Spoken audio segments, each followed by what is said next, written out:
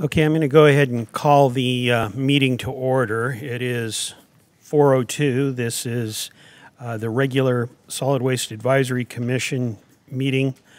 It is January 24th, and we will start with calling the roll. Indicate if you're present. Cheryl Caldwell. Present. Mark Nelson. Present. Steve Corey, present. Gary Glenn is present. Dave Neal. Present. Megan Larson. Here. Andrea Pogue. Here. Scott Walters. Here. And Victoria Madrigal. Here. For ex officio members, Council Member Genesis Milan. Here. And Rochelle Klein is not present, but we do have some, Conrad McDonald will be here for Republic Services. Quorum being present, we will move on to consideration of the agenda. The agenda was sent out by email. Are there any comments on the agenda or motions?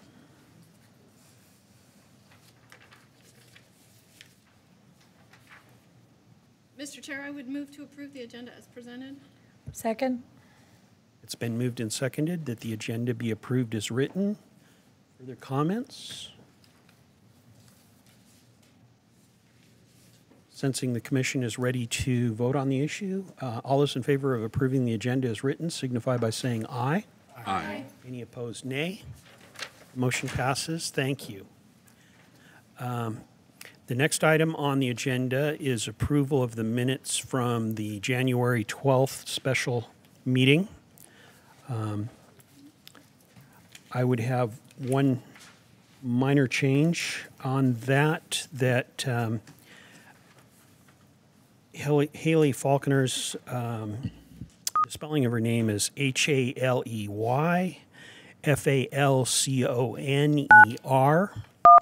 And I don't know, are there any further comments on that? So, Mr. Chair, are we looking at our January 12th special meeting minutes? Because we also have to do November's. Yes, we are. Okay, we're doing January. And so in item 4, where we identify that Haley Falconer made the presentation, that's just a correction of the spelling of her name.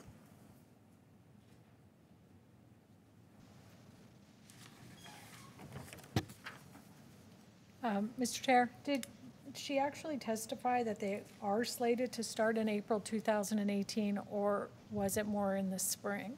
I just wasn't sure what my recollection is.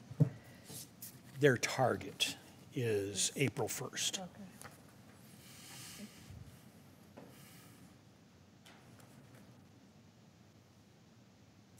I see a, Mr. Chair, typo on the first page, second sentence, second line up from the bottom. Boise just received confirmation of the grant with a T. And I wasn't sure that it was December 11th or was it December 19th? My memory is December 18th. Of 2017. Of 2017. Yes, of 2017. Oh, okay. So how would you like to correct that date? Obviously the year. Is there anyone else that As a was recollection. thinking the 19th or? Well, but you were thinking 18th? Yeah. Can we say on or about? Sure. Okay.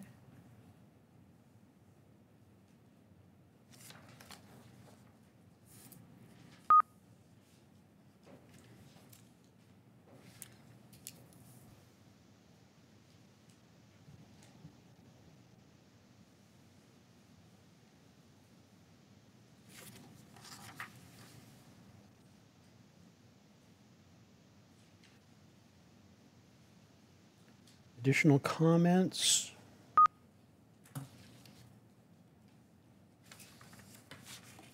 Or motions?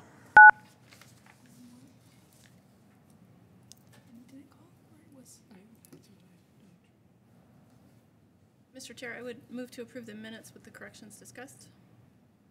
Second? It's been moved and seconded that the minutes for the January 12th meeting be approved as amended. Any additional comments? Sensing the committee is ready for a vote, all those in favor of approving the amended minutes signify by saying aye. Aye. Aye. Any opposed, nay? Thank you.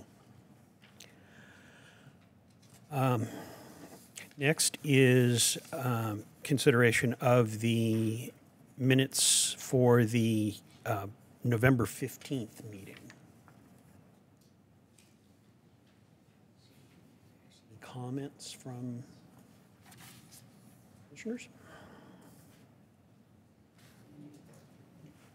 They have questions too, I guess. Let's see the question.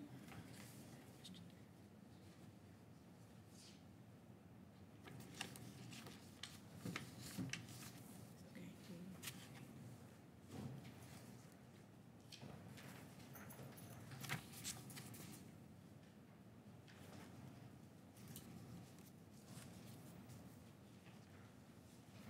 Mr. Chair, I would move to approve the minutes of the November 15th regular meeting as presented. Second. It's been moved and seconded that the minutes for the November 15 meeting be approved as written. Any further comments? Sensing the commission is ready for a vote, all those in favor signify by saying aye. Aye. Any opposed, nay? The motion passes. Thank you. And with that, we are at a presentation communication with Renewology. Carrie, we're still trying to get connected, aren't we? Hello? Hi, is this Priyanka? Hey, this is Carrie with the City of Meridian Solid Waste Advisory Commission. I'm going to put you on speakerphone real quick so that we can get you on the agenda for our meeting. Thank you.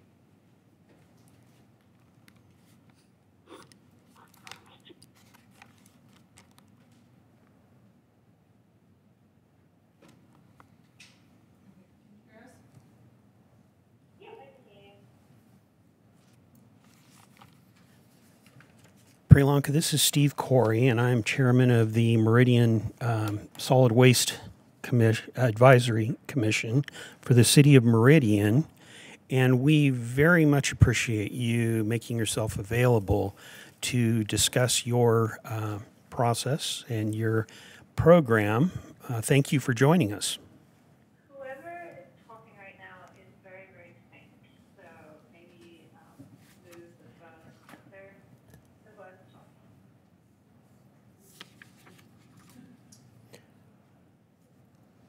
I guess, Carrie, can I talk through this, or I cannot? It's a telephone.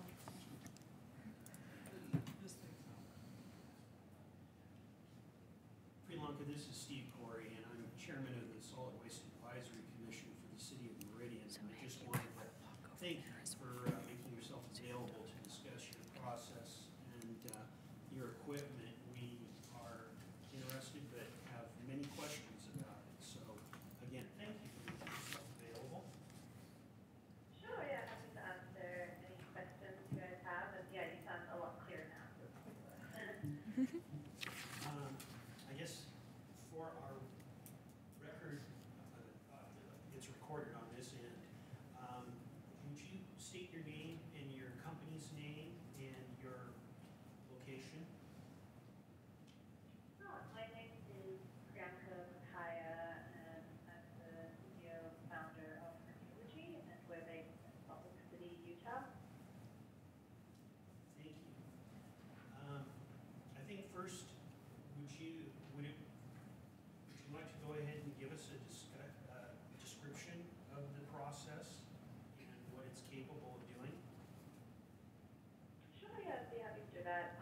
So the process that we've developed at Renewology basically takes plastic waste of different forms, insight into its basic molecular structure, and how the process works is we take non-recycled plastic streams, which typically have very low value, so this includes things like 327, and we shred that plastic down and feed it into our process. And basically what we're doing in the process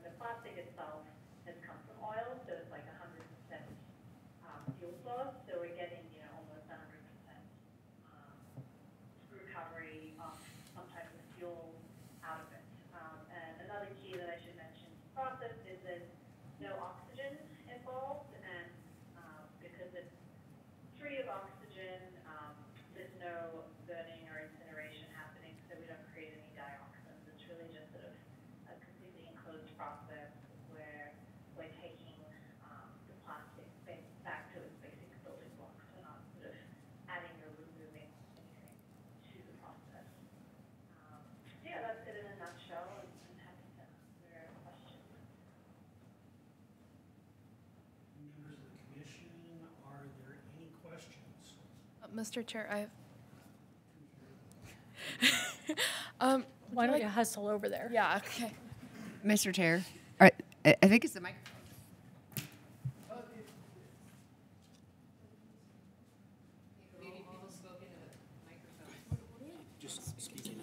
Oh, okay.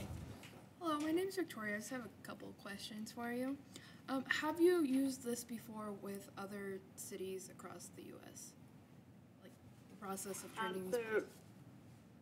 Yeah, so right now we just have our facility in Salt Lake City, and we accept waste, within Salt Lake City, but we've also received waste from, a lot of surrounding states such as Colorado and Arizona, and even some from Idaho. So, we've processed in this region different waste streams, and this is the only one sort of in the country. We just finished building another facility in Canada that is about to go online in the next few months in Nova Scotia.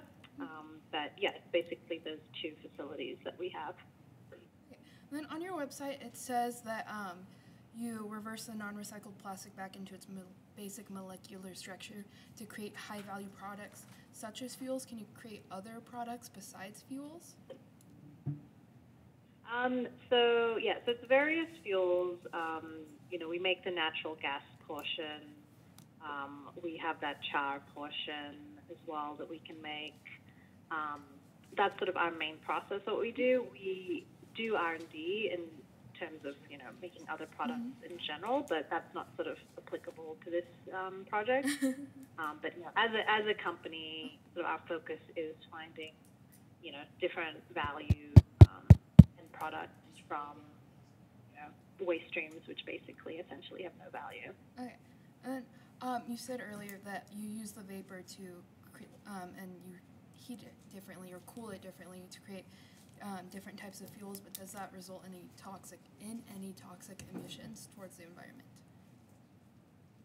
No. So basically, when like in any sort of refinery process, you distill out products at different temperatures to make different fuels. The diesel has a different boiling point to gasoline, etc. And so that's essentially what's happening at the end of our process, is that based on the boiling point of different fuels, whether it's diesel, or gasoline, or naphtha, or kerosene, we can cool the vapors to that boiling point and make different fuels. But again, there's no, you're not removing anything in terms of chemically, so there's no toxic emissions that you're creating in that process of cooling, no oxygen, etc. So, yeah. Okay. I'm sorry, I just have one more. About how long does this take? From like stage It takes one roughly to an hour from the time it enters to the time it comes out as a fuel product, and it essentially runs as a continuous process. So you're just sort of continuously feeding, continuously off-taking the fuel. Okay, thank you. That's all I have for you. Any additional commissioners?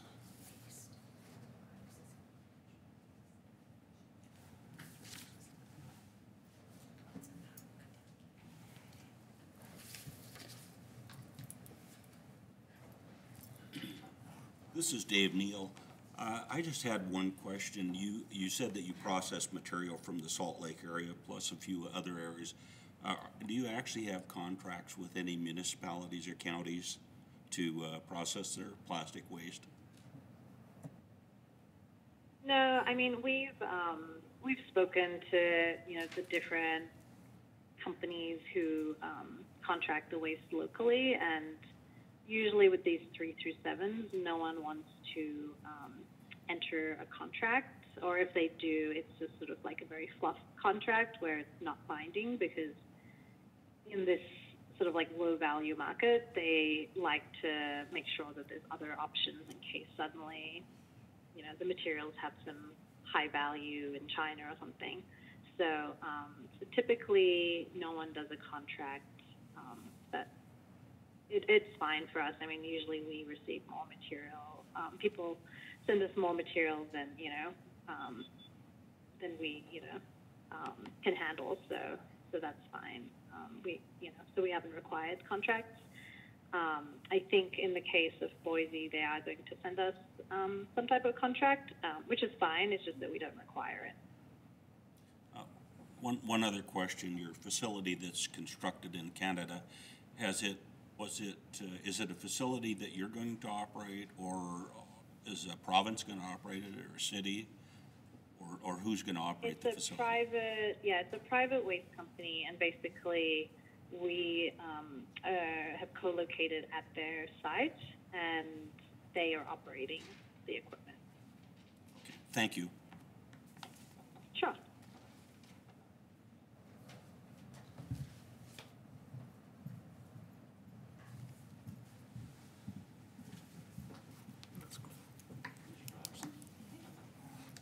Hi there, this is Megan Larson. I have a few questions. Most of mine are around the process of receiving materials and customers on the end. So what is, at your facility there in Salt Lake, what is your current capacity to process waste? How many tons a month can you handle? So we do it per day, so it's up to 10 tons per day that we can handle here. Okay. And do you operate 5 days a week, so 20 days a month, or? Yeah, it'll vary depending on what's going on. Recently, we've been commissioning, so the Canadian system we built here in Salt Lake, so recently we've been commissioning that on the ground here in Salt Lake City. So we've been operating that instead of the Salt Lake City facility, but that's getting shipped in February, so we'll be back to normal operations in April when the material from Boise is meant to be coming down here. Okay. So one of the comments you made was that you get more material than you can handle. I thought I heard you say that. So what do you do with? Full requests. Yeah, Oh, okay. I mean, we won't receive it if we can't handle it. Yeah, I sort of phrased that wrong, but yeah, what I meant was that in terms of, people wanting to send us material, like for instance, after this Chinese ban, we have people from as far as Canada trying to send us material. So, yeah, I mean, it just in terms of requiring a contract, we don't necessarily need to on our end, but if someone else wants to guarantee it, then that's fine. And so that's what we're doing with Boise, and we're happy to do that. Okay. So your commitment to processing with Boise, have you committed to a maximum that you're willing to accept from Boise? I know they're estimating about 8 tons, but what if they had 80 tons? What if everybody took their plastic bags that they're now throwing in the trash and sent them down there? What is 8 tons? Do you know what period that's over? A month. Yeah, so 8 tons is really small for us Okay. because we can do 10 tons per day. So yeah, I mean, I'm not sure what they're going to put in the contract, but the volumes that we're estimating for this project are sort of like a drop in the bucket for us. So we're not too concerned about that. Right, and I guess what I'm getting at is I think that if the project was really successful, they would have more like 80 tons a month than 8 tons, or? Sure, which would be like 8 days of, Okay. operating a month, which isn't a big deal for us. So is there an upper limit of what you could accept where you would say we can't take any more? Sure, yeah. So, I mean, 10 tons per day, 30 days a month, 300 tons. So you do operate 7 days a week? Limit. We have the ability to, if there was, that much demand for the system. But yeah, I'm sure we won't get to 300 tons for you guys, so I'm not too concerned about that. So I'm sorry to hammer away on this, but I'm confused because you're turning down requests. So are you currently running full capacity, or? You know what I'm saying? So like you're getting more, you're getting. Yeah, no, So currently we're running this Canadian system and we're commissioning it, which means we're not at full capacity. When you commission, you sort of gradually scale up. So we can't accept, full capacity materials right now. So that's what I was sort of referring to turning away, is because we're in the commissioning phase. Okay. It's not, you don't start when you commission something at 10 tons per day. You start at 1 ton and 2 tons and 3 tons. Sure. Yeah. Okay. So the program that we've heard about is that the plastic will come to you in an orange bag. Is any of the other stuff that you're receiving right now and processing coming through this orange bag process? No, I mean, this is Boise the first city in the country to do 3 through 7s in the orange bag. There's been 2 other cities that have done just plastic film in orange bags, but you guys are going to be the first in the country to be doing 3 through 7s in an orange bag. So Do you have? there's no precedent for this. Right. So are there things that could come in the orange bag that couldn't go into the machine? For sure, yeah. I mean, we only take plastic waste. So if people end up putting regular trash in there, a lot of contamination, then, that would become an issue for us because we can only convert things which are plastic into fuels. We can't convert non-plastics into fuels. So will staff there open the orange bags and make sure they're okay before they go in the machine? Who's responsible for that part of it? Yeah, we'll be, our first step in our process is, when we feed the shredder is, sort of breaking things open to look at it. So if there is a lot of contamination, we'll have to give that feedback back to the city so that, we make sure we get, better streams coming into us. So we'll be definitely relaying the feedback to the city. And so that it sounds like it's going to depend on the quality of what comes in the orange bag, but that cost of opening it up and checking if it's clean and so forth, is that one that you're absorbing, or is Boise paying you for that? We're absorbing it up to a certain amount, and so, what we've decided is if there is a lot of contamination and we have to, end up paying to landfill that material, then we would be compensated for that. Okay. And then you create I'm going to call it synthetic fuel. I hope that's the right way to describe it. That's fine, yeah. One of the things that I read about, there was a company, I believe in California, that had a process for making oil, I think, out of plastic, very different than what you're doing. But when the price of oil dropped, they had no market for their product, and so they ended up converting their machinery to make polystyrene instead out of recycled plastic.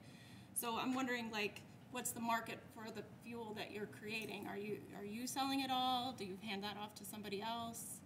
Is there a chance that you don't have a buyer? The company you're talking about is a company called Adjourned in Oregon.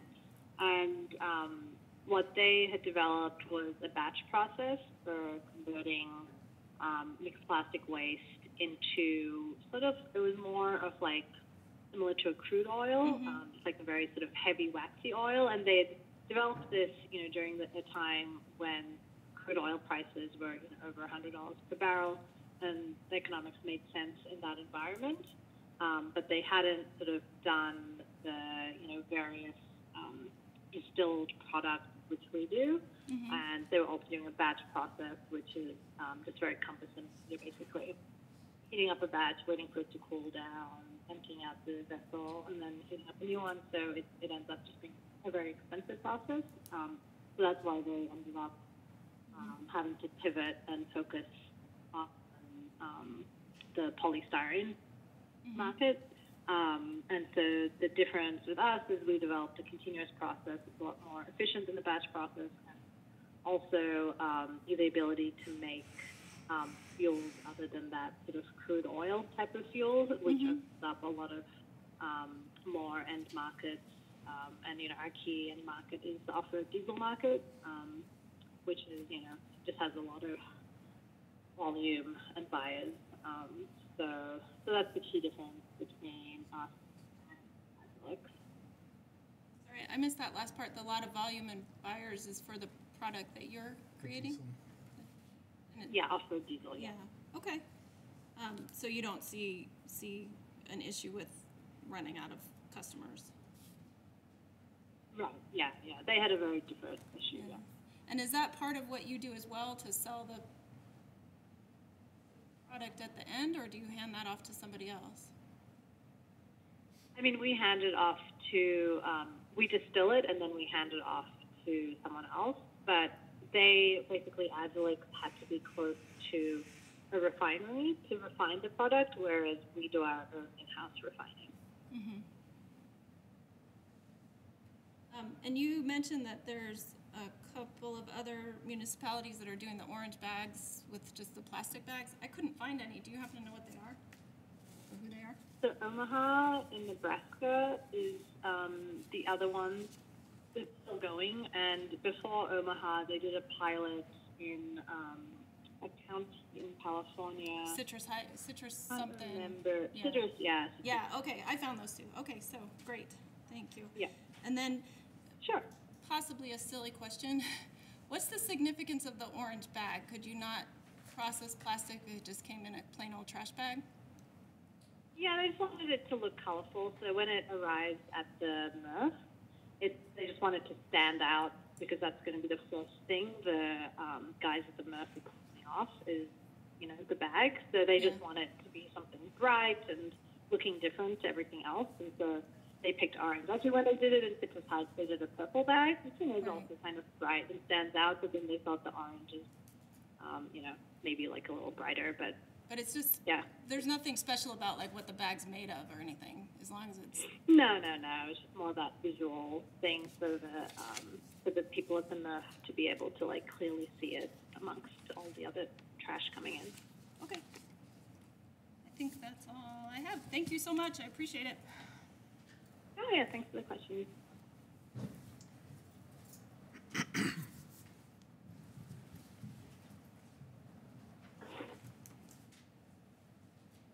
Hi, Priyanka, this is Andrea Pogue.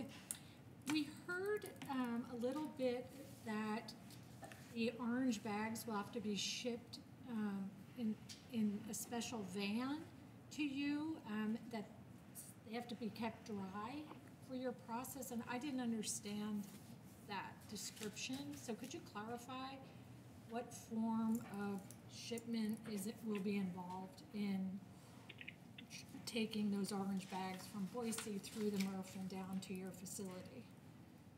Yeah, that's interesting. They've actually never communicated with us on the form of transportation, so I'm not sure. Usually we get sort of bales of plastic waste in trucks, and, we're open to it being it doesn't necessarily have to be a van, so I guess that's a conversation I'll have to have with them at some point. To see, what makes sense. But, we're open to different options. Thank you. Thanks. Priyanka, this is Steve Corey again. Following up on that conversation, I guess the question that we've got is, does the plastic need to be delivered dry? Clean? It would be nice if it was delivered dry, but we do, our shredding operation is outside, and, right now I'm looking at plastic bales covered in snow. So, we definitely process material that's not absolutely dry. So, it's not, it's like slightly preferable, but it's not like a deal breaker either way. Okay, so you probably have a tolerance. You may not have figured out what the tolerance is at this point, but there probably is a tolerance for how much water could be present. Yeah, and the bags are sort of something new. The way that water collects on a bag is probably different to a bale, so we just sort of have to probably kind of look at it and see what would make sense. Commissioners, anyone? Oh. Priyanka, one of the commissioners is coming over here to the microphone. We had been told that you do not want or cannot take number 1 plastics, PET. Yeah, PET is a very different type of plastic, sort of chemically. It doesn't convert into fuels. So that's something that we want to make clear in the messaging to the residents is that the PET bottles And the MRF really wants those PET bottles because they have a high value. So, keep the water bottles and soda bottles out of the bag because the MRF prefers it and we prefer it as well. But you're comfortable with number 2 through number 7? Yes. Okay. Commissioner Neal. Thank you. This is Dave Neal again. I apologize. I had one more question. Do you charge a fee for processing the plastic, or are you able to generate enough income from the sale of the fuel or do you actually pay the people that bring the plastic to you? Yeah, the only reason we would have to charge a fee is if there's a large amount of contamination and we end up having to landfill some of the material coming through the orange bag. But if it is just like a really pure, good quality plastic stream, then we don't envision having to charge anything. Okay, thank you very much. Sure. Okay, Priyanka, this is Steve Corey again. Just to confirm some things that we have been told, the way you're operating right now is that the requirement is that the plastics be delivered to your facility, at which point you do not pay or charge for taking the plastics. You just receive them. Is that correct? Yeah, that's correct. And, the only caveat there being is if there is contamination or, a lot of, PET, for instance, in those certain cases, then we would have to charge something. But if it's if it meets our feedstock guidelines, and I sent sort of a copy of the feedstock guidelines to the City of Boise, which details, what kind of contamination we don't want, then yeah, there's no fee or anything charged. Okay, and I understand your part of your business is selling the units for other entities to go ahead and do the work at their hometowns. Is that correct? Exactly, yeah, because, it only makes sense to transport the plastic a certain distance, and it does make a lot of sense to try to co-locate wherever possible. So that's, what we've done with the Canadian facility and what we're planning to do with, future facilities as well, is really just try to co-locate as close to that MRF as possible so that you don't have to transport it. And often the MRF can use the fuels in-house themselves. The diesel coming off can be used in their trucks or different equipment, etc. So. Okay, and we've been told that a unit would cost something in the range of about $4 million. Is that about the right neighborhood for the cost of a unit? Yes, that's our 10-ton per day unit is $4 million, and that includes us constructing it and installing, commissioning, training. So it's sort of an all-in price.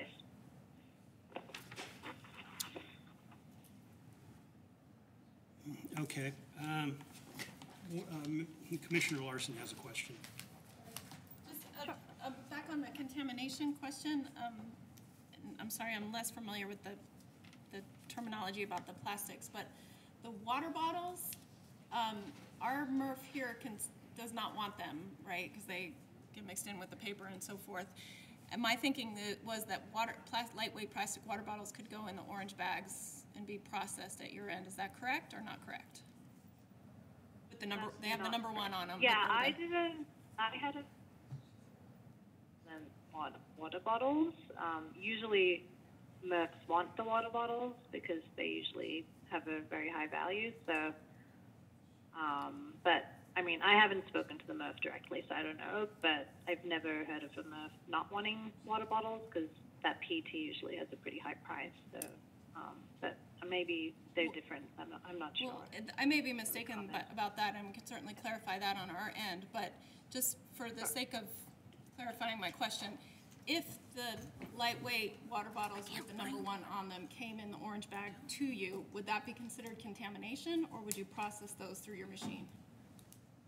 Yeah, that's contamination. It doesn't convert to fuel. Okay. If for some reason, there's just no way to keep the water bottles out of the orange bags, I mean, we can later down the line look at maybe adding someone to pick it out, but that'll be a cost on our end. And, I mean, it's something we can explore down the line. But for now, I think the idea with the messaging was to tell people to put non-bottle plastics into the orange bag because, like, those bottles typically have a high value for the MRF, and usually the MRFs are set up to remove them, like in terms of optical sorters and things, but I haven't spoken to the MRF directly, so I don't know for sure, but that's how most MRFs in the country operate. Great. All right, thank you for clarifying. I appreciate that. Sure. Carrie, why don't you go ahead? Hi, this is Commissioner Glenn. I just had a question regarding the service versus the equipment. The service that you're slated to provide to Boise, is there a time limit on that before there is an expectation that they would purchase equipment of their own? I mean, I guess, is there a sunset on the length of time that you'll provide just a service rather than an expectation of purchase? No, there hasn't been any discussion around that, like any sort of limit. Again, they haven't sent me any paperwork, so I'm just going off just of our conversations, but that just hasn't come up yet, so I don't think so. So with any of your other agencies that you're providing the service for, there hasn't been any kind of expectation? We'll provide the service for free for 5 years, and then after that we need to move forward or something? Okay. No. Commissioners, are there any other of you that have any questions? Priyanka, would it be possible for us, if questions come up, can we email them to you for your consideration? Yeah, for sure. You have my email address? Could you give it now, just so we make sure that we've got it? Sure. It's PBAKAYA at Renewlogy.com, RENEWLOGY. Thank you. And I guess I should kind of explain how this all fits in. The city of Meridian is an adjacent city to the city of Boise, and our population is about half the size of Boise's. And so that is our situation at this point, is to look at this opportunity, and I'm sure we will have some additional questions, but should we pursue it, it would mean 50% more material than what you've been discussing with Boise alone. Okay, yeah. I mean, what we're anticipating is it'll take some time for the residents to catch on. So, that 8 tons a month seems like, what it'll start out as. But yeah, I mean, it could, potentially, as I'm not sure who it was who mentioned it, get to 80 tons. And, we'll obviously try to handle all of that. And if you guys add on, I think that should be fine. We'll just sort of have to see as it ramps up, does it make sense to eventually set something up there instead to handle the amount coming in. Okay, one last chance, commissioners. Okay, Priyanka, thank you so much for making yourself available. That information has been very helpful to us on at where we're at right now, but as I indicated, I'm sure we'll probably be following up with you. Have a great day. You too. Yeah, thanks for all the questions, and yeah, just let me know if anything else comes up, and I'd be happy to answer. Thank you. Thank you. Okay. Thanks, guys. Bye. Thank you. Bye-bye. Okay, with that, we will move on to old business. And first in the old business is update on the residential recycling program by Republic Services. Conrad, do you have anything you want to call to our attention at this point?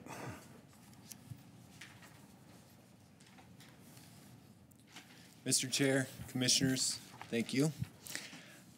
Yes, we are in the final stages of making edits to the cart sticker that will be placed on everyone's recycling cart regarding the changes to plastics.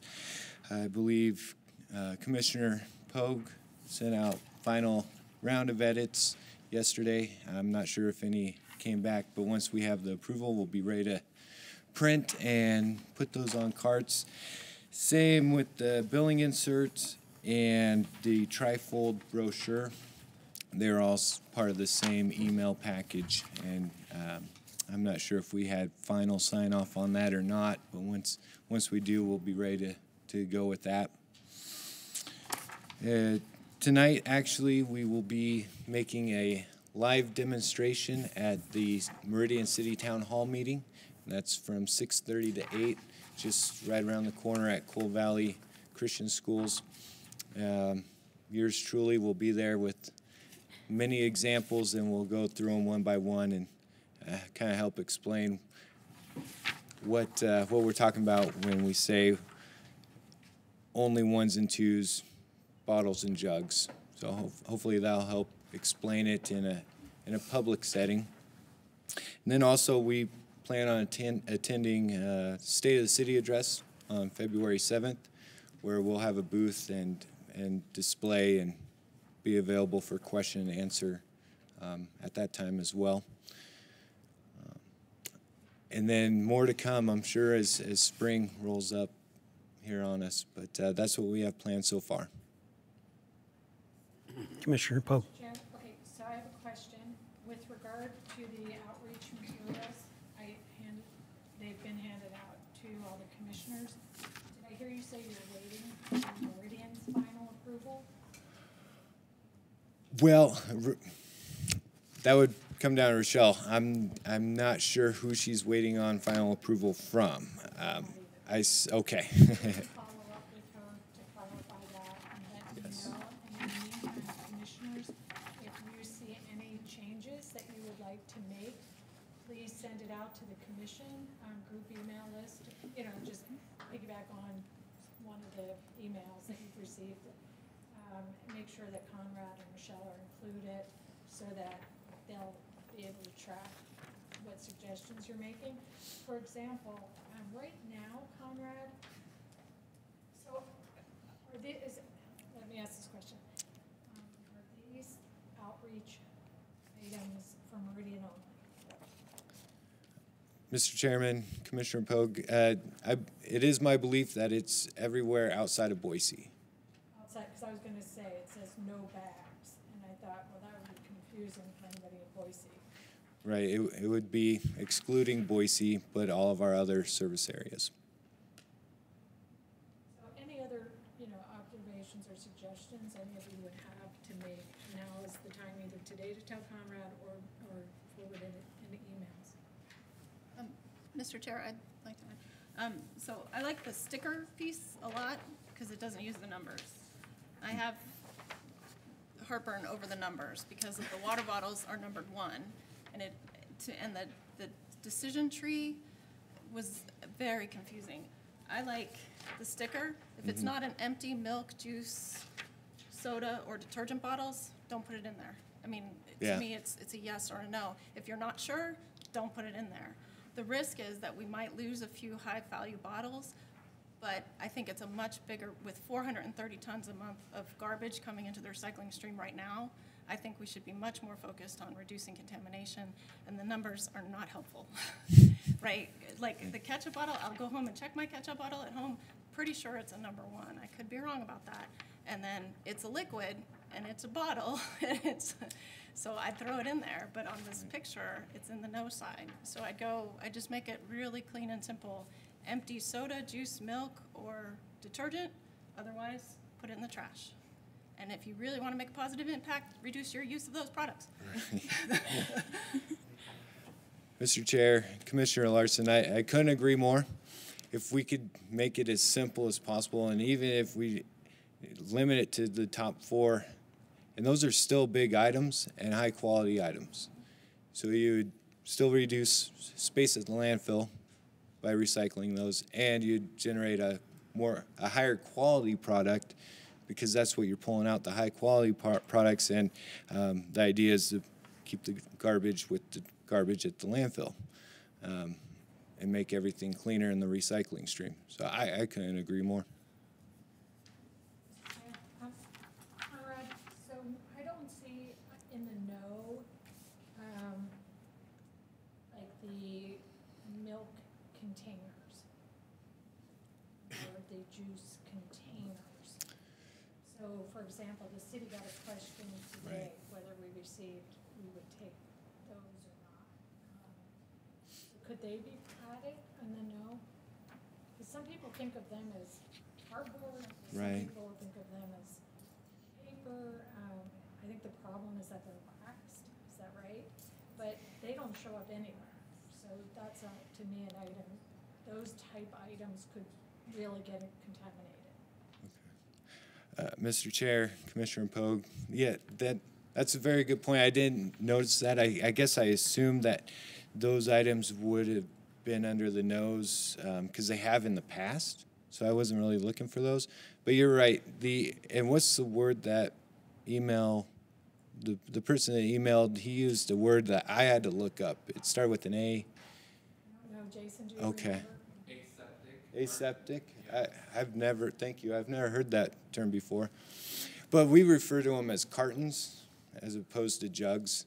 And those cartons are foil lined or wax lined, and it's not considered recyclable. So that should be on there as no, especially if on the list of no's for everything in there, also including styrofoam and just general trash should be lumped in with there. I was thinking I don't know if it would be lumped in with the plastic nose, because it is more cardboard based, and we're trying to get people to focus on removing the bad plastics. But if it should be part of the general list of no's, I agree. Like maybe, so for the recycling red lid, that's the yeses, right? You won't have the no's. I'm sorry. Right. Which I kind of, for the lid sticker, and I kind of like it. I'm sorry, Mr. Chair, I just would add, I like the sticker. If you don't see it on here, don't put it in the recycling cart. Just don't look at the number, don't stop. If it's not in the picture, don't put it in the cart. To me, that's a simple message that even I can get. Good. Mr. Chairman? Yes. And Conrad, I saw somewhere where it does say no waxed, which the juice bottles and milk cartons are waxed. So that's how I throw them away instead of recyclers, Okay. right? Yeah, Mr. Chair, Commissioner Caldwell, those cardboard-based ones would be waxed. Sometimes the soy ones are lined with a foil liner, but it's all the same. Either way, it's supposed to go in the trash. Got it. Okay. Conrad, do you know, is any of this material approved for tonight's meeting? Are any of the people that show up at tonight's meeting going to be able to walk away with anything in their hand? Mr. Chair, Commissioner Glenn, I'm sorry, I didn't catch the very last part. Walk away with... With anything in their hand. So anybody that shows up at the town hall meeting, are we prepared to give them any kind of brochure, sign? Has any of this been approved? None of it's been printed, and I'm waiting on Rochelle's final approval, or she might have to have it approved by mayor council. Usually through the But mayor's nothing's been office. printed, yeah. So to answer your question, no, we're not prepared to put some in people's hands today. Okay.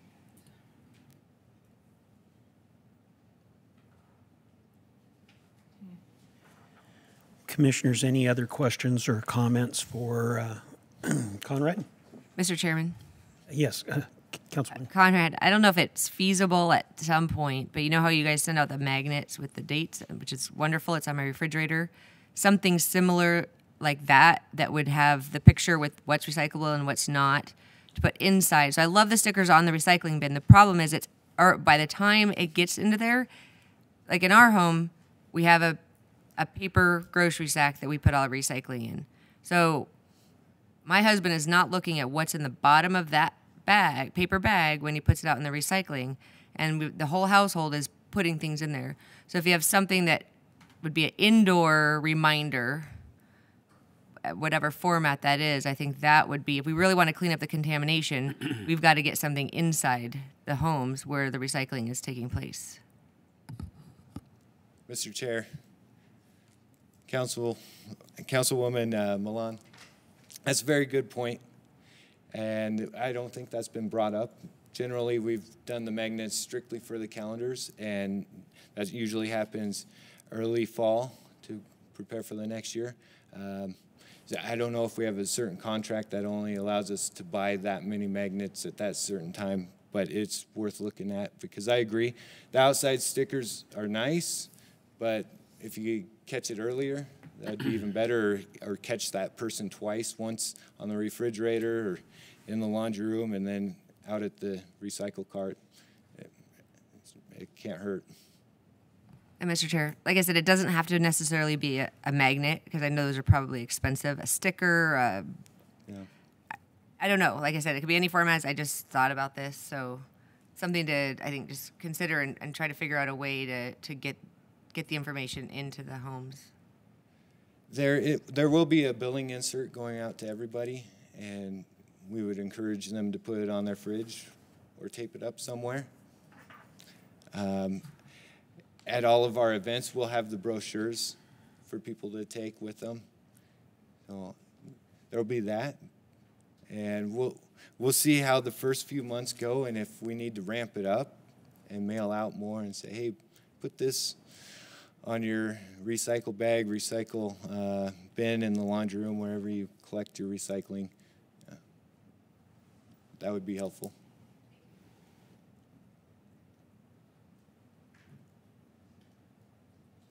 Members of the commission, additional comments or questions?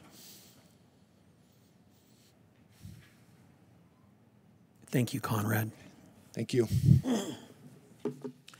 A couple of housekeeping items from what we've had at this point. You'll notice on the computer screen in front of you the information associated with the State of the City address. You should have received an email from Jay Coles asking you if you were planning to attend. I know he wants a response by a week from today, January 31st, so if you have not responded to him, do respond to him. And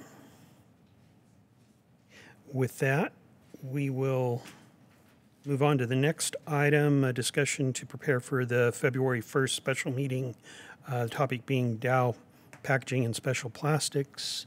Andrea, is there anything on that we need to,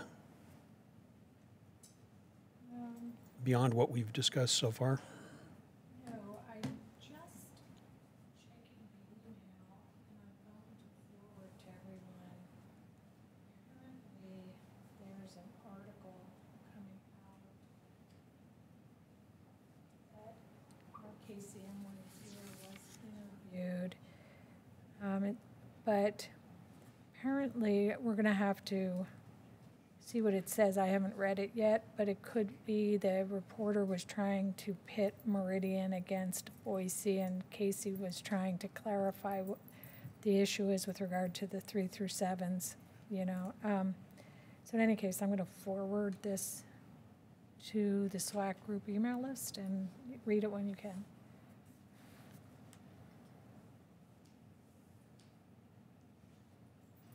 Thank you.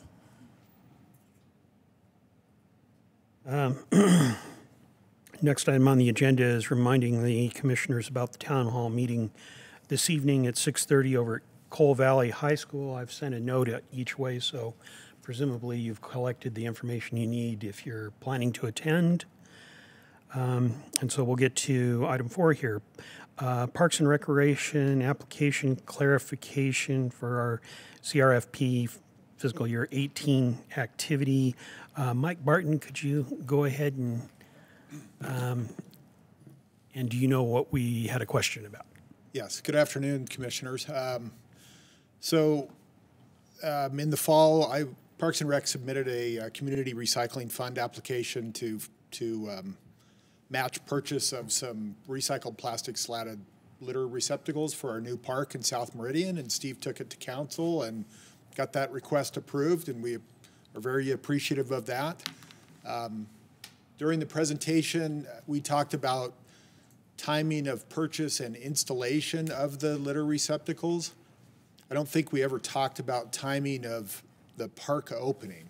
So I'm here to clarify what our project schedule is. And nothing's changed from our application. We still intend to purchase the litter receptacles this spring and have them installed by volunteers. As soon as they get in, then we're going to install them this year. But because we're seeding the park with grass seed, we need to allow a little bit of grow-in time, so the park won't physically be open until the summer of 2019. And we're hoping that doesn't create a problem with your expectations of when the public can actually view and use these receptacles. But we wanted to get it out in the open and be here in case there's any questions. Members of the commission, are there any comments or questions? That still works.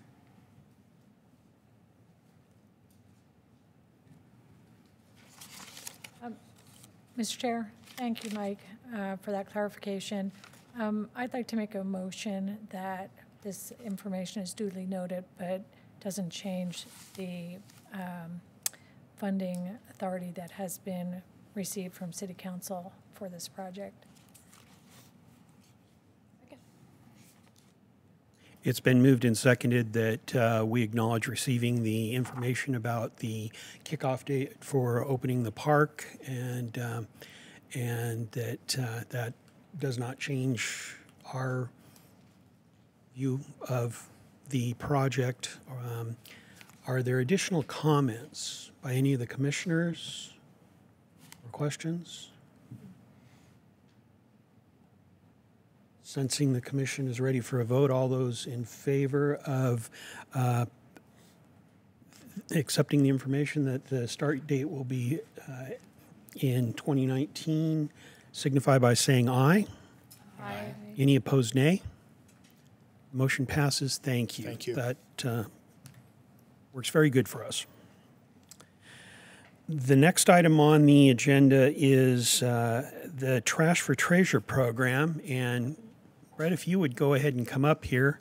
I'll start by saying we went ahead and mentioned how successful the program was at the City Council meeting last night, and there was agreement by all of the council members and such. And so I turn the podium over to you. Go ahead and talk to us about what your thoughts are at this point. Well, it's fantastic news what you just shared with me, so thank you for sharing that, Mr. Chair. And Commissioners, thank you again for allowing me to come and speak to you. I just wanted to come and ask for your approval for me for 2018 to set up the subcommittee for Trash for Treasure in 2018 and get that going. Members of the commission, any comments or questions at this time? Thank you for wanting to do that again.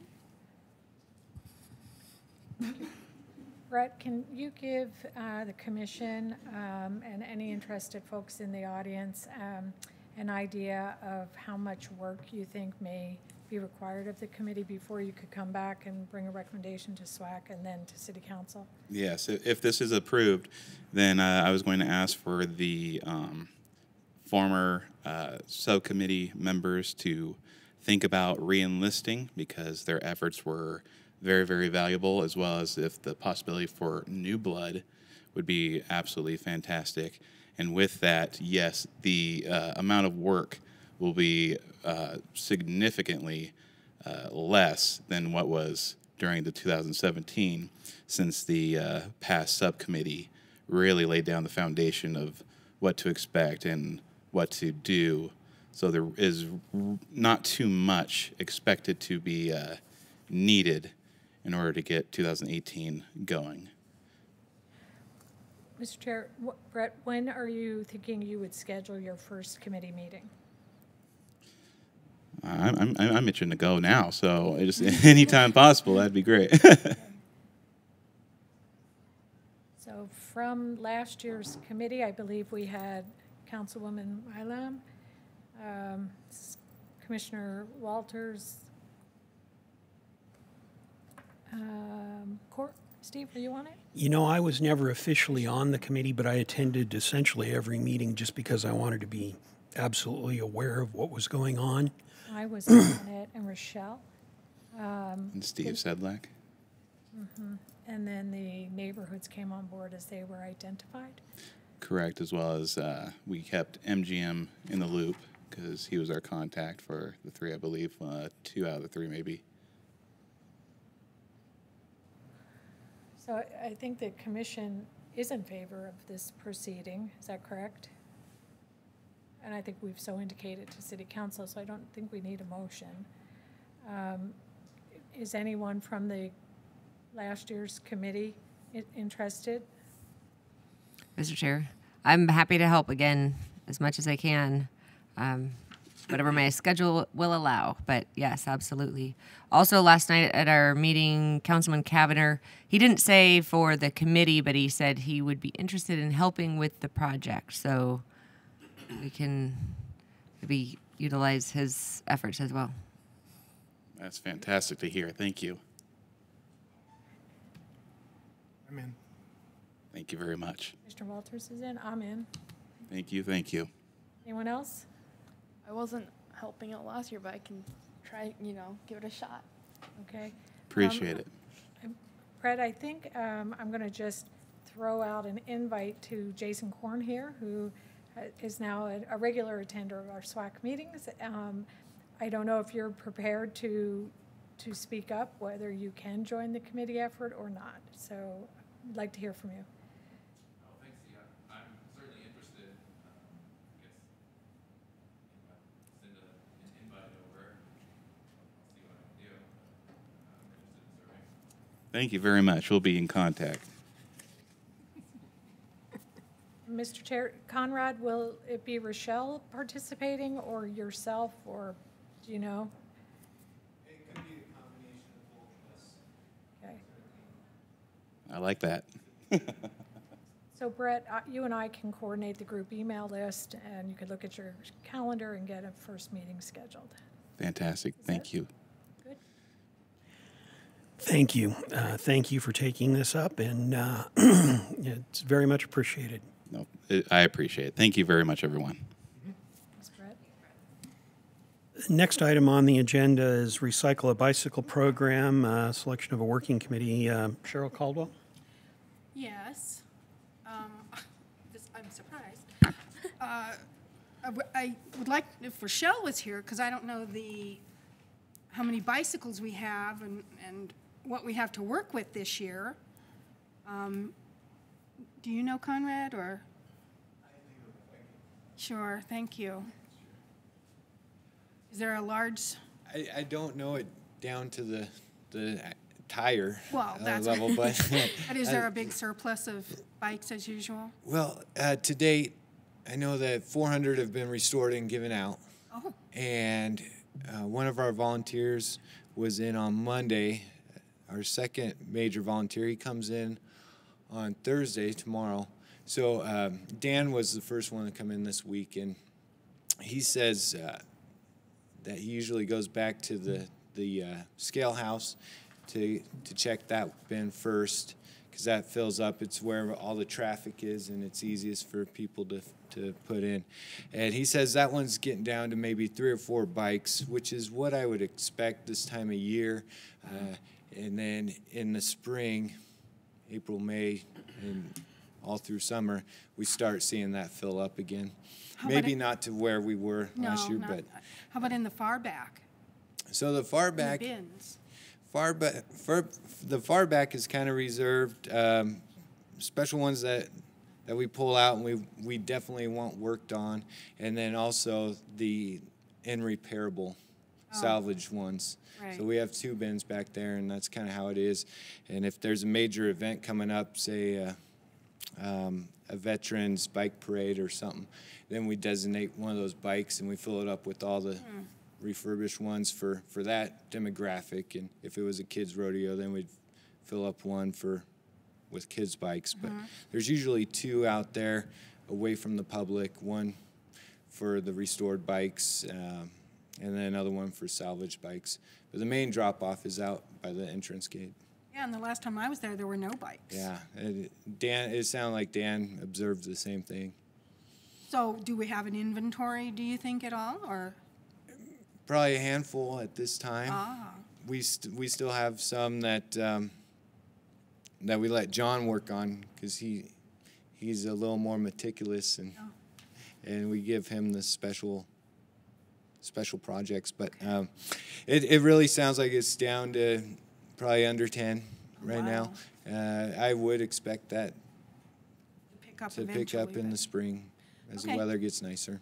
Well, thank you. I will get with Rochelle and see what we want to do and wait for the influx in the spring, or And just not. we haven't really, it's been word of mouth. Last spring it hit the news wire a couple times, and that really boosted numbers. But during fall and winter, it hasn't been in the news, and it's been word of mouth really. Oh. And so I would kind of expect numbers to drop off, and maybe in spring as people are cleaning out, we do a news blast if we want to see those bikes again. And some people buy new bikes, and Yeah, absolutely. kids outgrow the old ones. So. Absolutely. Okay. Well, Yep. thank you, Conrad. Mr. Chair.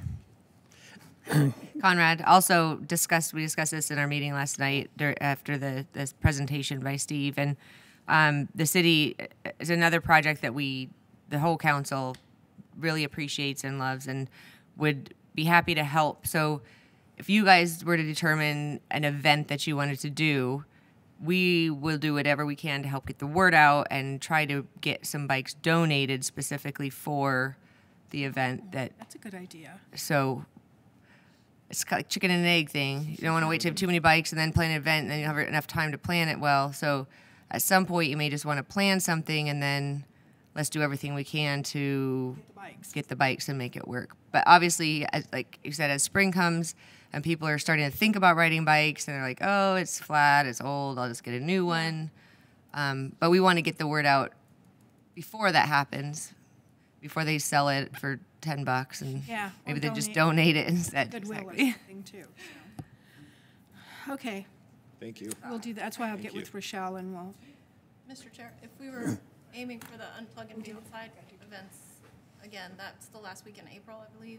Is that when we? Yeah, that's what I have on my calendar. I'm not sure if that's official, but it was a great thing to participate in, and a lot of visibility, and in conjunction with the rodeo and the helmets and all that kind of stuff. So I agree. And we started later than this last year. We did. That's true. So I can contact the Parks and Rec contact to see what the formal date is and if they'd be willing to assist us with the registration process again.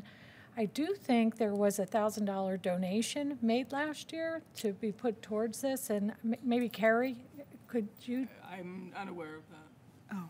Yeah, I kind of think it was the mayor's husband or something. So, you think I remember that.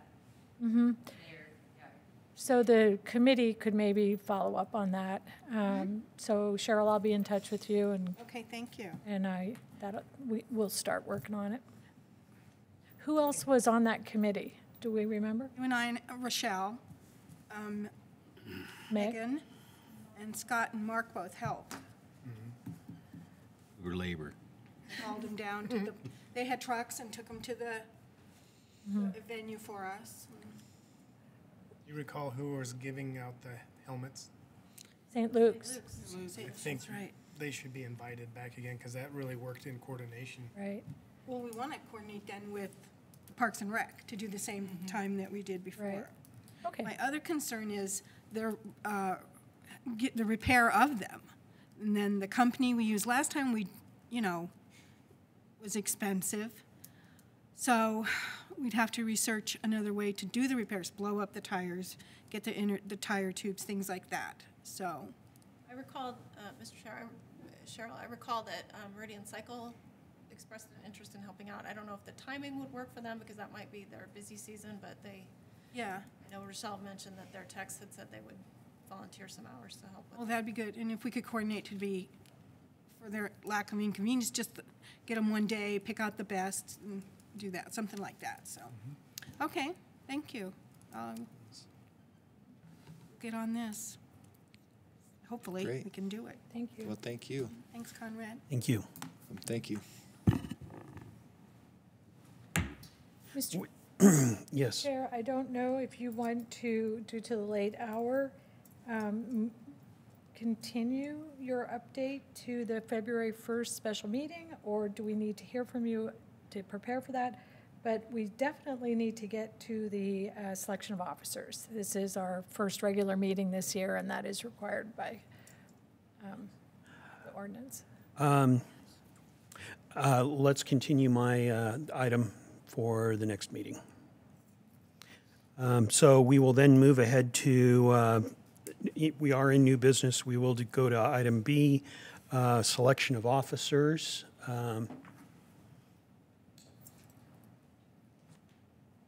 I guess the chair would entertain any nominations. We'll start with chair, then go to vice chair. And are there any nominations for chairman? Mr. Chairman, I'd like to nominate Steve Corey. Steve has done an excellent job for us. If you haven't met him, you should. But anyway, he's represented the SWAC very well, and he conducts the meetings in a proper manner. I appreciate what you have done, and I am nominating you. I second that. I'll third it. You accept, I guess. I am humbled, and as I always say, if you have any, well, anyway, I would accept the nomination and would be happy to go ahead and serve as chairman this upcoming year. Are there any further nominations? Any further nominations? Not seeing any nominations. Without objection, we'll go ahead and consider the nominations closed. And with a single person running, is there anyone in the commission that objects to me serving the coming term? No.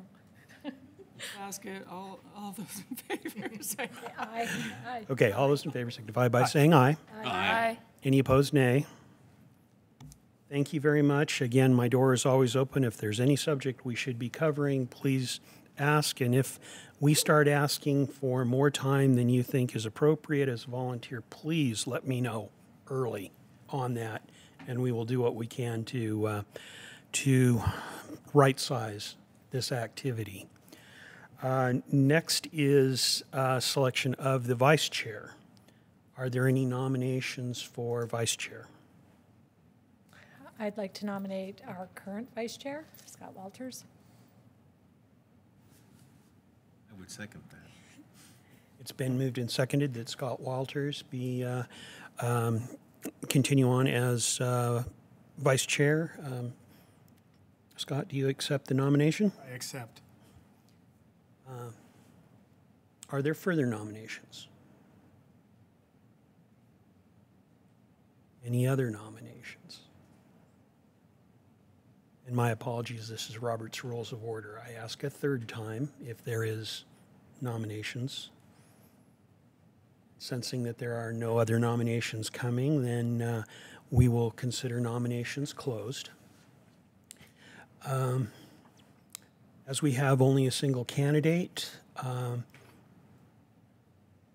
we will move on to a vote. All those in favor of Scott Walters being the vice chair for 2018 signify by saying aye. Aye. Any opposed, nay? The motion passes. Thank you. And that concludes our business for new officers, correct? Correct. Okay. Next is setting the 2018 regular meeting schedule. And I would guess that we're still thinking the fourth Wednesday of each month, understanding that we will visit that for the November and December meetings when we get into the fall. Is there comments on that or a motion to that effect? That is our schedule as set forth in the ordinance, so if it is inconvenient and somebody wanted to propose something different, we could vote on it, but there would be some paperwork that would have to get updated. I'd like to move to just keep it the fourth Wednesday every month, 4 to 5, for our regular meeting schedule, knowing that if necessary, we can schedule special meetings or move in November or December to move up the regular meetings so that it doesn't interfere with the holidays. Second that? It's been moved and seconded that we continue holding our meetings on the fourth Wednesday of each month. Is there additional comments? Sensing the commission is ready for a vote, all those in favor of continuing our meetings on the fourth Wednesday of each month at 4 p.m. signify by saying aye. Aye. Any opposed, nay? Very good. Thank you so much. Did we want, Mr. Chair, to invite Jason Cornup? I think we were supposed to have done that earlier while we were talking about preparing for, I think I spaced that. I apologize, Jason and Mr. Chair. We do have a report to receive from Jason, and could you come up at this time? Is that all right, Mr. Chair? Yes. Thank you. I apologize. No problem. Welcome. Thanks, Chairman, Commissioners. I'll keep it brief. I know we're going on a little long. At the January 12th meeting, I was asked to do some research on the performance of the Omaha Energy Bag Program. So I looked into it. Omaha is currently the only metropolitan area participating in the Energy Bag Program. As we've heard, there was a community in California that participated first for a short period of time, but right now it's just Omaha. And they actually started in 2016. It was sponsored by ConAgra and a couple of other groups. It wasn't sponsored by the city at the time. They did a pilot program with 6,000 homes, and that went well. And then Omaha and city of Bellevue wanted to get in on it and offer the service to all of their residents and, well, commercial. I'll get into that soon. And so in 2017, they offered it to all the communities, and a lot of other smaller communities, from 5,000 to 50,000 jumped on board too, in a couple different counties in the Omaha area. And they all participate. Some key differences between that program and what Boise intends on doing is their bags are available in grocery stores, and they're looking to get them into even more grocery stores, so they're easily available for residents to buy, again, solely voluntarily. There is one city, Bellevue, who decided to go a similar route as Boise and work that into their waste contract to provide all the residents with the bags up front. So there's a few different models working there. I have some facts, again, on the sheets that you guys have here. Talking with their MRF CEO for First Star Recycling, Dale Gubbles, and he's actually worked with Western Recycling here on the program just to make sure, that the bag system works, and doing those pilots with what's going to break open on the floors, and he gave me some information again that's on here that they have about 10,000 households participating, and they're receiving 300 to 500 bags per week, averaging 1 pound, so really like 1 ton a month. And there's no cost to the communities right now for participating. It's actually a cost that's rebated back to the material recovery facility for each bag they ship out. They get like a rebate system back. And that's something I think we could bring up in the next meeting when we're talking with Dow and kind of how that system works and how it might work here in Boise. And they also offer commercial customers, which they say has actually been successful because they've had a lot of contamination issues with the commercial recycling that's coming in. And having these energy bags with the commercial, they're saying they're getting a big reduction on that. And in general, they're getting a reduction in the contamination of their plastics recycling from that film type stuff. Again, they're not taking 3 to 7s, they're taking all the otherwise not mechanically recyclable. So again, a lot different than what we're looking at here. There are some comparables, there's some things that really aren't. And again, the final destination that Omaha is using right now is incineration to a cement plant, a waste to energy plant. They're not shipping a lot there. It's very infrequent. They have tried out several pyrolysis type systems. They've shipped to the one in Salt Lake we just talked to. It's probably not feasible to keep shipping all the way to Salt Lake.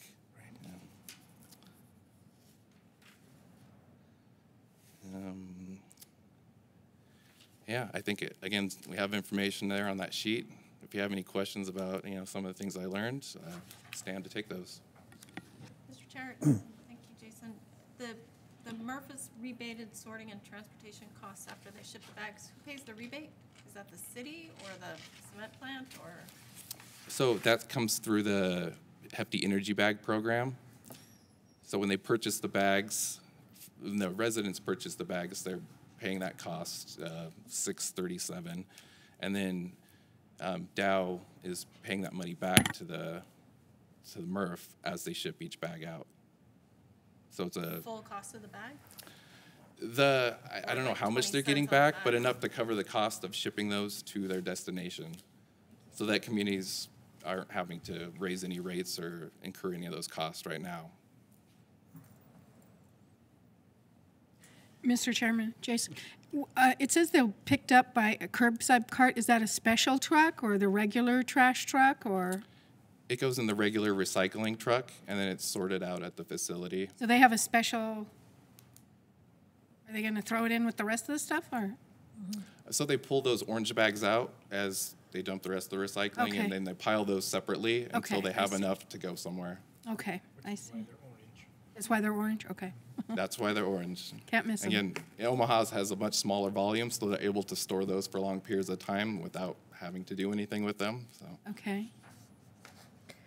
So, Mr. Chair, Jason, there is a degree of contamination in their stream, but because they're incinerating it, did you learn whether or not there would be a similar reaction like the Utah company about having to cover the cost somehow of the contamination if they received it? Commissioner Pogue, you're correct that it because their in destination is to a waste to energy plant, they actually mix it with other materials before it goes in there, so they're not really concerned about contamination, and they haven't had any issues. Again, that system's set up a little bit differently. When they have sent it to pyrolysis plants, they kind of separate that waste stream, and I think they know what's in there because they're doing it for test purposes to see how it works. But again, that could change as they get a new final destination, which is the big problem with their program that I think most people in Omaha see. They like it, but they don't like where it's going because it does cause extra pollution, and it's not really recycling. They were marketing it as recycling, and I guess it's really not considered recycling if it's going to waste energy. So, Jason, yes. On your chart about the key differences from Omaha and Boise energy bag programs, in the first column about the energy bag distribution, it's indicated for Boise, and I agree they'll be purchased by the city of Boise for the first 2 years. They haven't made a decision about after that. But then it says, and distributed by Republic Services. My understanding was Republic Services isn't in the business of distributing grocery bags. So I'm wondering, where you got that and if that is correct. That I may would not be stand correct. corrected. That's what I thought. I heard that they were going out with their normal, like in their recycling cart or somehow with that system. They may be shipped to them separately. I'm not sure. Okay, I'm not sure either. Steve, have you heard?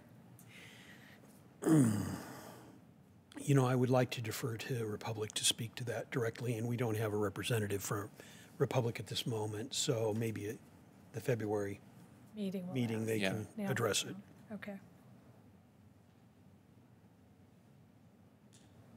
Commissioners, additional questions or comments for Really Jason? appreciate Jason's research and presentation. Thank you so much. Thank you. All right, thank you guys. If I may, actually going back to item 7A, it would just take a second here. From the county SWAC meeting back on January 16th, Boise made a presentation about their composting program being better than they intended. They had hoped to reach 100 tons per day of material, and in actuality, it was closer to 130 tons per day.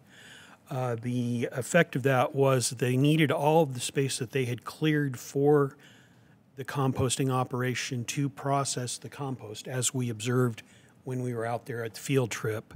And in their additional area for their future expansion, they had to clear a bit more for product to be able to manage the product. I do know the portion of that product that was made available to the public was only available for about 7 to 10 days, and all of it was picked up. I know that they have additional ways that they're using that material, but they did confirm that they still need about 18 to 24 months to stabilize that operation before they'll be able to take on any additional communities. So with that information then,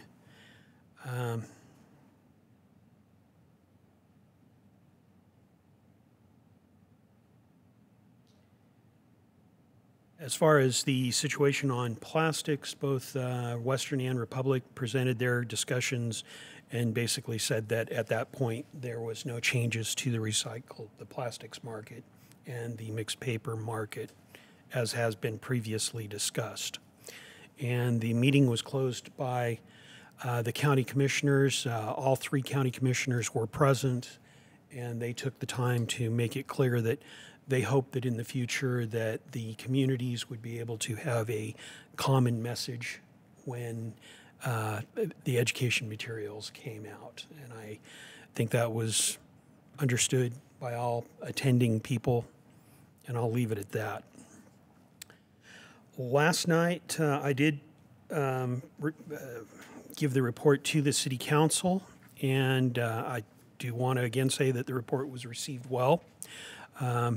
Council understands that after the completion of the term of that report, our efforts have ramped up significantly in order to handle this plastics issue, and they do recognize the hard work that this commission has been putting in and express their appreciation.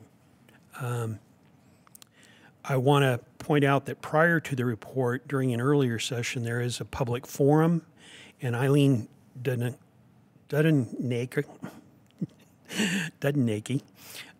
made a presentation. She is a co-owner of business over in a new vintage, the wine shop, and she expressed her experiences with recycling of glass and an awareness that Boise is becoming very militant about anyone from outside of Boise city limits entering any glass into their recycling process. And with that, I think with the commission's approval, maybe we'll invite her to come speak to the commission for you to hear that information directly and possibly to pursue having environmental abrasives, maybe someone from them come over and talk about their operation and their capacity at this particular point, that being the only customer for glass at this point. Commissioner Pogue. Mr. Chair, I can add that I spoke to Rochelle Klein today. She's in Portland, but she said about this topic that she's heard of a company in Utah that is involved in recycling glass, and she would be willing to research the costs of what that would involve if Meridian were to set up some kind of glass recycling program, if we had to ship it to them instead of to Environmental Abrasives, who have told us that they don't have capacity for us, which is why we haven't launched a program yet. But she thought she needed a little extra time so that if we could get this on the March agenda, Rochelle would be able to present a more detailed report about the possibility of the Utah company. I could invite Eileen here. I could extend invitation to the environmental abrasives person, or maybe get them on the phone. So I think we have a lot going on, and I don't see how we can really add glass recycling into the immediate queue. But by March, I think the SWAC agenda would allow for it.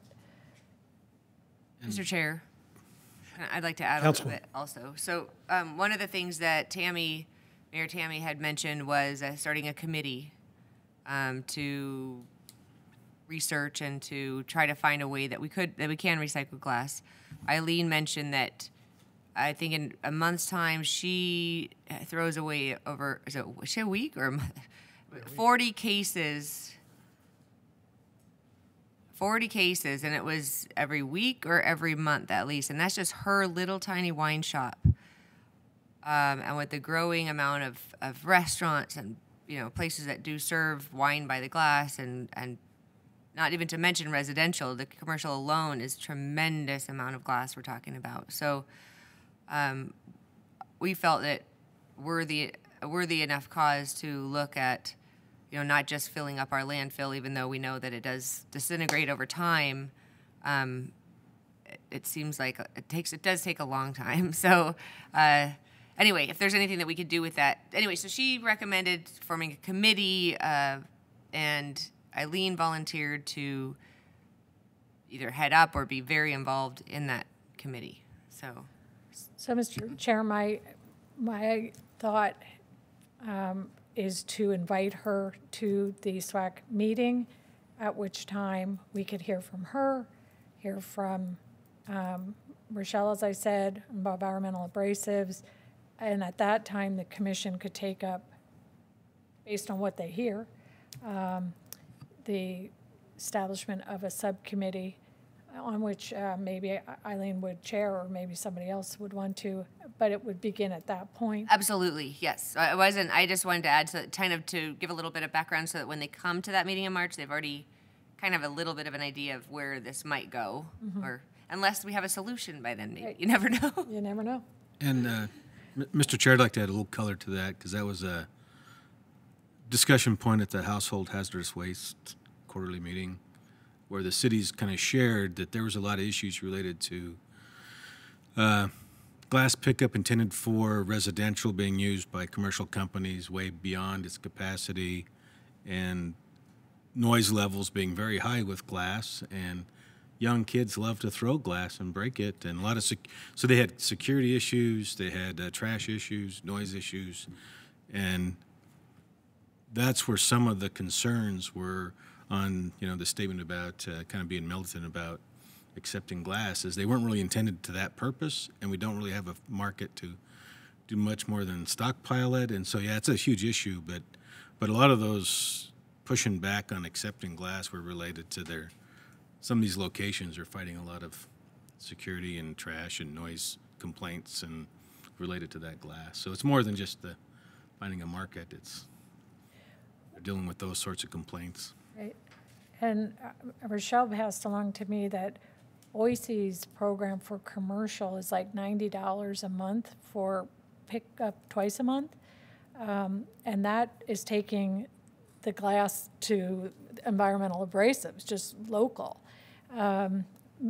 Maybe if they can't take a stream from Meridian, the cost would have to be higher if we had to get it down to Utah, which doesn't mean we don't consider the program. It's just, you know, we will be figuring out what the cost would be to that. And then Boise's residents, it's a subscription program. They pay $6 and some change to have their glass picked up at the curb. And I believe that's a separate container. So we can, you know, glean information as part of our research from Boise's program. And I believe they also have drop-off spots, which is where Eileen had been taking hers for the last several years in Boise and didn't realize that she wasn't allowed to until she got a call from the city clerk's office telling her that she better not bring her bottles over there anymore. Right. So, Mike, you want to stockpile bottles? Glass. Eagle has a container as well by City Hall that they accept, but apparently that just pushed environmental abrasives over the edge. And this commission has looked at this topic because people have wanted a glass program for a long time, and they're the local, you know, resource for processing more than just, you know, a small stream to like make wine glasses. That, you know, but they have so much product, they would take several years to sell it off. So they are running 2 machines, and it'll be interesting to hear what he has to say now, because I don't think we've visited with him for maybe 2 years. I don't know. At one point, the commission took a tour out there, a field trip, and it was very interesting to see the glass mountain, quote unquote, and the high level of contamination that it has in it. Commissioner Neal. Mr. Chairman, Commissioners, one of the things about Boise's program by subscription too, I'm not too sure if there was much participation, if it would simply overwhelm, you know, where it's going. Right now, Boise, the number of households that participate are just slightly more than 2%. They have almost 80,000 households, and only 1,700 are participating in the glass recycling program. So, you know, if you don't make it mandatory, it's kind of shaky. I'm surprised that Republic is continuing to drive all over 83 square miles of Boise to pick up 1,700 containers for $6 a month. That seems like more of a gift than anything. But the other thing is the volume is very, very low. So I'm not too sure how much volume could be, you know, how much capacity that you'd have in this area to use that stuff. So it is kind of an interesting statistic that very, very low number of households are participating. Thank you. Mr. Chair, a bit of clarification.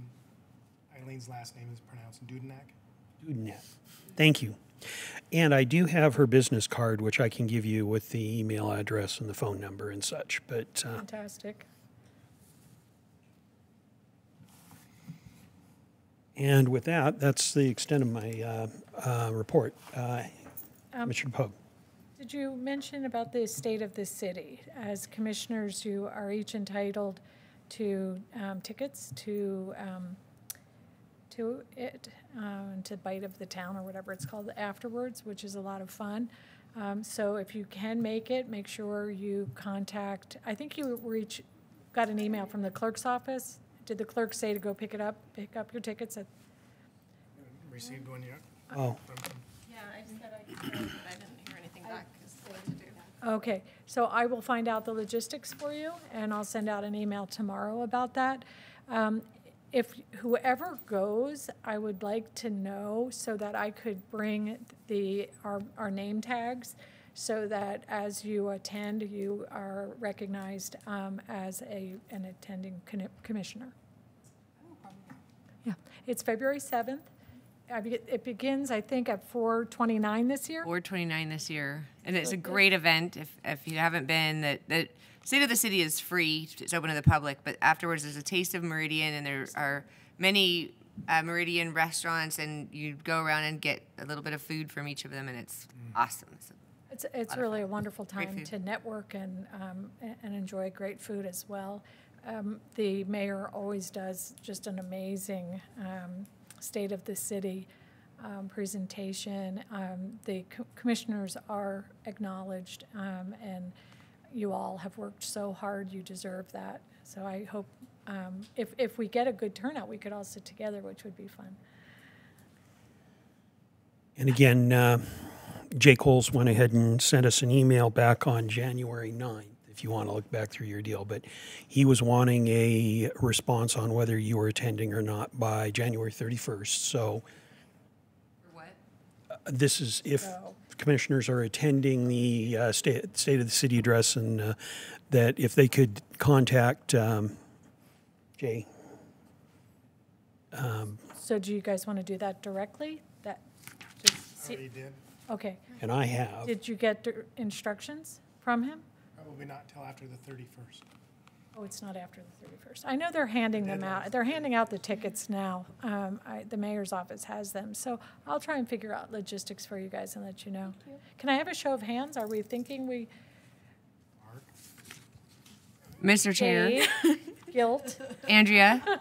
Peer pressure. We do have a meeting on the 1st, so maybe the commissioners could just pick up their tickets. You could just hand them out on that day. Okay, great. Good idea. Have the badges too.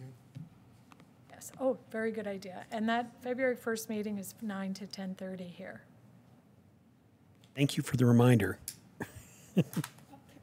Mr. Chairman, you said that the meeting is from 9 to 10. Is that for all the commissioners?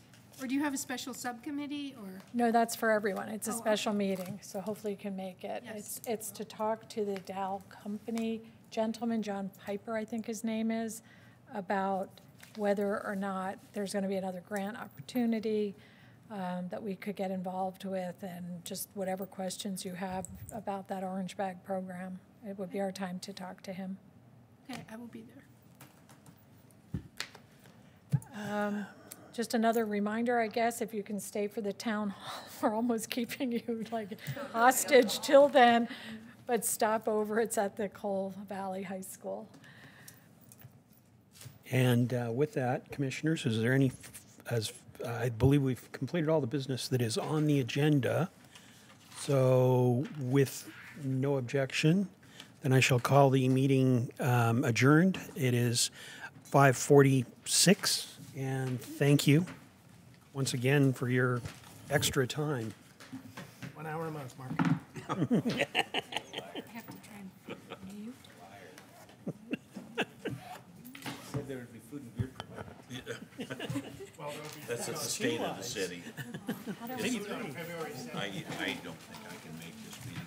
Yeah, it's a BYOB, I think. I mean, for my high school reunion thing. So where's this? Yeah, it's